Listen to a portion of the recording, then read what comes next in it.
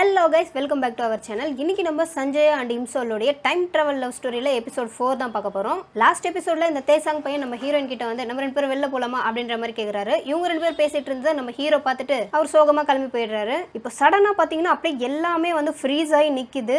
ஏதோ ஒரு மேஜிக்கல் மூமெண்ட்லாம் நடந்து அப்படியே நம்ம ஹீரோயின் பார்த்தீங்கன்னா எந்த இடத்துலேருந்து டைம் டிராவல் பண்ணி போனாங்களோ அதே இடத்துக்கே திரும்பி வந்துட்டாங்க. இப்போ ஹீரோயினுக்கு எங்கே இருக்கோம், இப்போ எந்த இயர்னு ஒன்றுமே புரியல, ஒரே குழப்பத்தில் இருக்காங்க.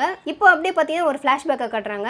அதாவது நம்ம ஹீரோயினுக்கு ஒரு ஆக்சிடென்ட்ல தானே இந்த கால் போயிருக்கும். ஆக்சுவலா அந்த ஆக்சிடென்ட் அப்போ காப்பாத்தினதே வந்து நம்ம ஹீரோ தான். அதாவது ஹீரோயின் அந்த சிச்சுவேஷன்ல சாகுற மாதிரி இருந்திருக்கும் போல. நம்ம ஹீரோ வந்து காப்பாத்தினதுனால அவங்களுக்கு காலோட போயிருச்சு. ஆனா ஹீரோ தான் காப்பாத்தினாருன்றது ஹீரோயினுக்கு இன்னும் தெரியவே இல்லை. இப்போ இந்த ஃபிளாஷ்பேக்கை கட் பண்ணி அப்படியே பிரசன்ட்டுக்கு வராங்க. நம்ம ஹீரோயின் அப்படியே அடிச்சு பிடிச்சி பதறி எழுந்து பாக்குறாங்க. அவங்க ஒரு ஹாஸ்பிட்டல்ல இருக்காங்க. பக்கத்துல நர்ஸ் கிட்ட கேக்குறாங்க இது எந்த இடம் அப்படின்ட்டு. அதுக்கு நர்ஸ் சொல்றாங்க நீங்க மயங்கி விழுந்துட்டீங்க, அதனால யாரோ ஒருத்தர் வந்து உங்களை அட்மிட் பண்ணாங்க அப்படின்ற மாதிரி சொல்லிடுறாங்க. இது எந்த இயர் அப்படின்னு கேக்குறாங்க. இது 2023 அப்படின்னு சொல்லிடுறாங்க. சோ இப்பதான் ஹீரோயினுக்கு புரியுது அவங்க பாஸ்ட்ல இருந்து திருப்பி பிரசன்ட்டுக்கே வந்துட்டாங்கன்னு. சோ இப்போ ஏதாவது மாறி இருக்கா அப்படின்னு சொல்லிட்டு வேக வேகமா அந்த ஹாஸ்பிட்டல்ல இருந்து போறாங்க. அதே ஹாஸ்பிட்டல்ல தான் நம்ம ஹீரோ செத்து போனார்ல, அவரை கூட்டு வந்து அட்மிட் பண்ணிருந்தாங்க. சோ இந்த சைடுல ஹீரோயின் நின்னு பார்த்துட்டு இருக்காங்க. அந்த பக்கம் ஹீரோவோட அப்பா வந்து கதறி கதறி அழுதுட்டு இருக்காரு. ஐயோ மகனே நீ செத்துட்டியடா, உனக்காக நான் எவ்வளவுலாம் கனவு கண்டனே அப்படி இப்படின்னு. பக்கத்துல அவரோட ஃப்ரெண்ட்ஸும் வேற இருக்காங்க. சோ அதுக்குள்ள போயிட்டு பார்க்கலாம் ட்ரை பண்றாங்க. அங்க ஒரு பர்சன் வந்து மேடம் இது விஐபி என்ட்ரன்ஸ், இங்க யாரும் போக கூடாது நீங்க எல்லாம் அப்படின்ற மாதிரி சொல்லுறாரு. சோ அதனால வந்து ஹீரோயின் அப்படியே திரும்பி போயிடுறாங்க. ஆனா ஹீரோயின் திரும்பி போறது நம்ம ஹீரோவோட ஃப்ரெண்டு பாத்துறாரு. இது இம்சோல் தானே, இம்சோல் மாதிரியே இருக்கே அப்படின்ற மாதிரி பாக்குறாரு. அதுக்கப்புறம் 2 போலீஸ்காரங்க வந்து நம்ம ஹீரோயின் கிட்ட வந்து விசாரிக்கிறாங்க.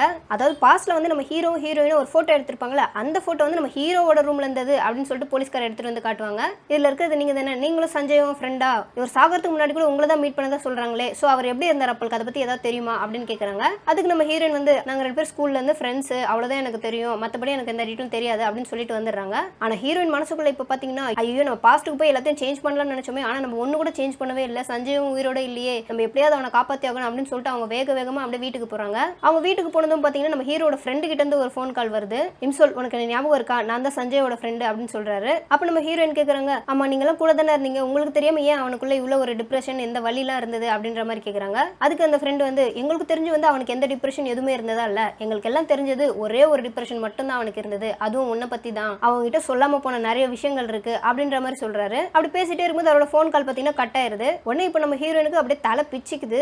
சஞ்சய் என்ன என்கிட்ட சொல்லணும், நான் தெரிஞ்சுக்க வேண்டிய விஷயம் என்ன இருக்கு அப்படின்ற மாதிரி ரொம்பவும் கன்ஃபியூஸ்ல இருக்காங்க. சோ அவங்க சஞ்சயோட அந்த வாட்ச் மூலமா தான் பாஸ்ட்டுக்கு டிராவல் பண்ணி போனாங்க. சோ திரும்பவும் அந்த வாட்சை தேடி கண்டுபிடிச்சு எடுத்து அதுல கரெக்டா அந்த 2 o'clock டைம் வந்த பிறகு கரெக்டா ஒரு பிரஸ் பண்றாங்க. அப்படியே ஒரு மேஜிக்கல் மூமெண்ட் நடக்குது. திரும்பவும் அவங்க பாஸ்ட்டுக்கு போயிடுறாங்க.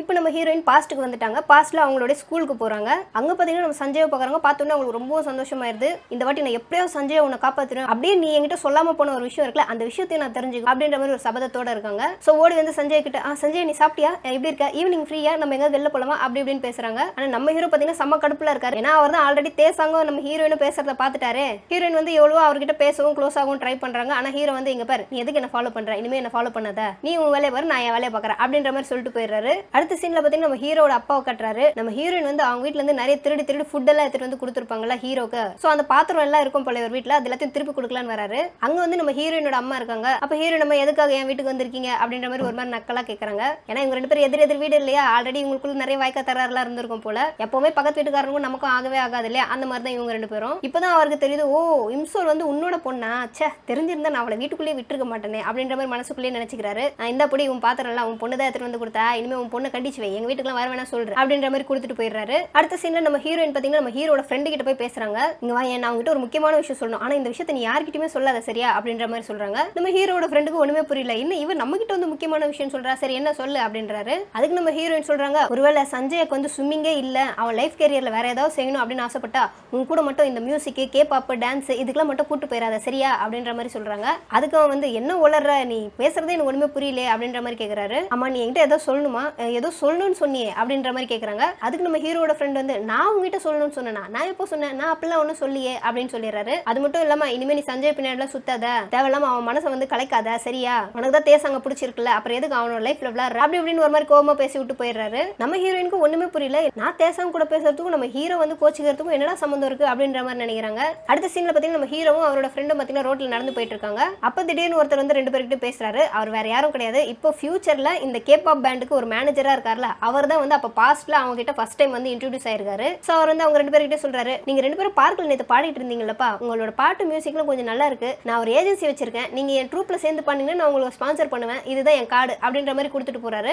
இதை வந்து நம்ம ஹீரோயின் பாத்துறாங்க. ஸோ ஹீரோயினுக்கு இப்பதான் புரியுது, ஓ இங்கதான் வந்து ஸ்டார்ட் ஆகுது போல நம்ம ஹீரோ வந்து கேபாப் மாடலா ஆகிறது. ஸோ ஃபர்ஸ்ட் இங்கே நம்ம இதை கட் பண்ணோம், இதை கட் பண்ணதான் நம்ம ஹீரோ கேபாப் மாடல் ஆக மாட்டாரு, அப்புறம் டிப்ரெஷன்ல போக மாட்டாரு, அப்புறம் சாகவும் மாட்டாரு அப்படின்ற மாதிரி யோசிக்கிறாங்க. ஸோ இப்போ அந்த மேனேஜர் கொடுத்த கார்டு பார்த்தீங்கன்னா நம்ம ஹீரோ கிட்ட தான் இருக்கு. அவர் அந்த பாக்கெட்ல வச்சுட்டு போயிடுறாரு. ஸோ அந்த கார்டை எப்படியாவது ஹீரோ கிட்ட இருந்து எடுத்துடணும், அந்த கார்டில் இருக்க மேனேஜரை இவர் கான்டாக்டே பண்ணக்கூடாது அப்படின்ற மாதிரி நம்ம ஹீரோயின் யோசிச்சு அவரோட வீட்டுக்கே போறாங்க. வீட்டுக்கு போனா அவங்க அப்பா வந்து நிக்கிறாரு. அங்கிள் சஞ்சய் இருக்கானா அப்படின்னு கேக்குறாங்க. அவங்க அப்பா தான் ஆல்ரெடி அவங்க அம்மா மேல செம்ம காண்டில் இருக்காருல்ல, அதனால வந்து இந்த பொண்ணை பார்த்தா இப்போ அவருக்கு பிடிக்க மாட்டுது. சஞ்சயும் இல்லை கிஞ்சவும் கிடையாது, போமா போப்போ அப்படின்னு.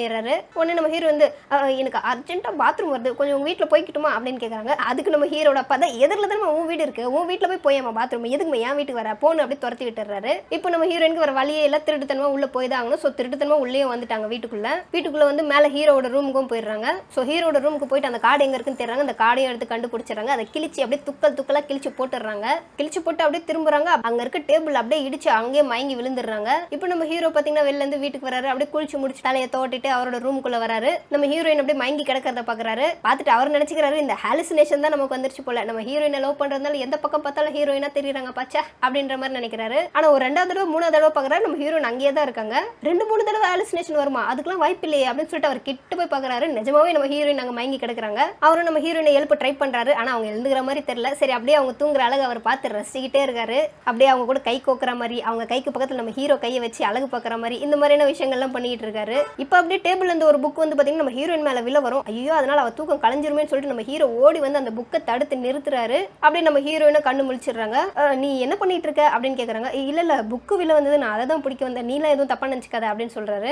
ஸோ இப்போ வந்து ஹீரோ கேட்கறாரு, நீ எதுக்காக என் ரூமுக்கு வந்த ஃபர்ஸ்ட் அப்படின்னு கேட்கறாரு. அதுக்கு நம்ம ஹீரோயின் வந்து இல்ல நீ கொஞ்ச நாளாவே என்கிட்ட சரியா பேசலையா, ஒரு மாதிரி அவாய்ட் பண்ற மாதிரி இருக்கியா, அதனால தான் என்ன எது கேட்டு போலான்னு வந்தேன் அப்படின்னு சொல்றாங்க. அதுக்கு நம்ம ஹீரோ வந்து நான் உன்னை அவாய்ட் பண்றேன்னா நீ என்ன அவாய்ட் பண்றியா, உனக்கு தான் இப்போ நிறைய பேர் முக்கியமாயிட்டாங்களே, நல்லா முக்கியமா என்ன அப்படின்ற மாதிரி பேசுறாரு இன்டெரக்டா அந்த தேசாங்க பையனை வச்சு. அப்ப நம்ம ஹீரோயின் வந்து இல்ல அப்படிலாம் இல்ல, நீ எப்பவுமே எனக்கு ஃப்ரெண்டு தான் அப்படின்ற மாதிரி சொல்றாங்க. சரி ஓகே நான் எவ்வளவு சொன்னாலும் உனக்கு புரிய போறது கிடையாது, நான் கிளம்புற வீட்டுக்கு அப்படின்னு சொல்லிட்டு நம்ம ஹீரோயின் கிளம்புறாங்க. உடனே நம்ம ஹீரோ தடுத்து எங்க போற, நீ பாட்டுக்கு வருவ நீ பாட்டுக்கு போவியா, கீழே எங்க அப்பா இருக்காரு, நீ போனன்னு வச்சுக்க செத்தோம் 2 பேரும் அப்படின்னு சொல்லிடுறாரு. சரி இப்போ அதுக்கு என்ன பண்ணலாம் நம்ம 2 பேரும் அது வரைக்கும் அப்படின்னு சொல்லிட்டு நம்ம ஹீரோயின் அப்படி நம்ம ஹீரோ கிட்ட வராங்க. உடனே நம்ம ஹீரோ வந்து இங்க பாரு நீ எது பேசுனாலும் ஒரு 4 அடி தள்ளி நின்று பேசியேன், பக்கத்துல மட்டும் வராத அப்படின்னு சொல்லிடுறாரு. அதுக்கு நம்ம ஹீரோயின் சரி ஓகே கொஞ்ச நேரம் நான் வெயிட் பண்றேன் உங்க அப்பா தூங்குற வரைக்கும் அப்படின்னு சொல்றாங்க. அவங்களும் வெயிட் பண்றாங்க மணிக்கணக்கா வெயிட் பண்றாங்க. அவங்க அப்பா தூங்குற மாதிரியே தெரியல.